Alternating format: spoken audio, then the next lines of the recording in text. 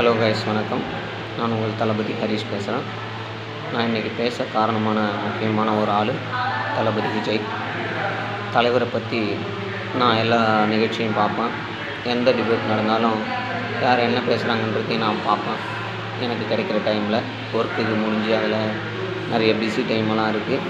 நான் ரெஸ்டிங் டைம்லேயும் நான் பார்ப்பேன். அதில் நான் முக்கியமாக பார்த்தது நிறைய டிபேட்டில் இல்லை இன்டர்வியூவில் பார்த்தது கோட்டீஸ்வரன். நீங்கள் பார்த்துருப்பீங்கன்னு நினைக்கிறேன். பார்க்கலன்னா அவருடைய டிபேட் எல்லாமே எடுத்து பாருங்கள். அவர் பேசின எல்லா நிகழ்ச்சியும் பாருங்கள். கோட்டீஸ்வரன் பத்திரிக்கையாளர். ஓகே, பத்திரிக்கையாளர்னாவே நமக்கு தெரியும் என்ன மாதிரி பேசுவாங்க போவாங்கன்னு. பட் இவரோட ஸ்பீச்சை பாருங்கள். அவர் யாரை பற்றி பேசுகிறாருன்றதையும் நீங்கள் பாருங்கள்.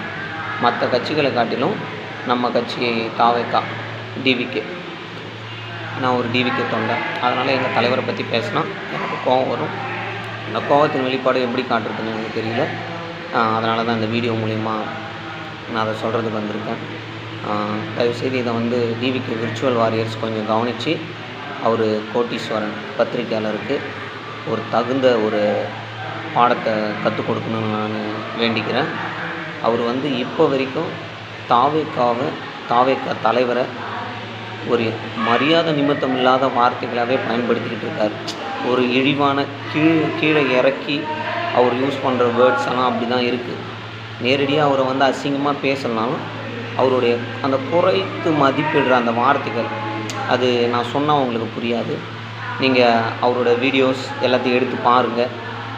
நீங்கள் பார்த்துட்டு அவர் பேசியிருக்கிறது கரெக்டாக தான் பேசியிருக்காரு, நீங்கள் தான் ப்ரோ தப்பாக சொல்கிறீங்க அப்படின்ற மாதிரி இருந்ததுன்னா சொல்லுங்கள், நான் மன்னிப்பு கேட்டுக்கிறேன்.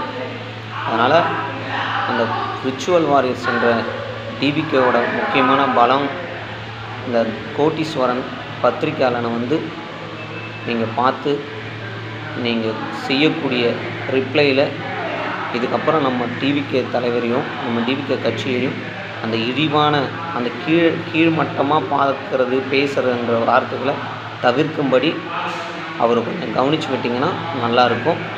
எனக்கு இது முதல் வீடியோன்றதுனால ஒரு பதட்டமாக இருக்குது. எப்படி பேசணுன்னு தெரியல, எப்படி ஆரம்பிக்கணும்னு தெரியல. ஓகேங்களா?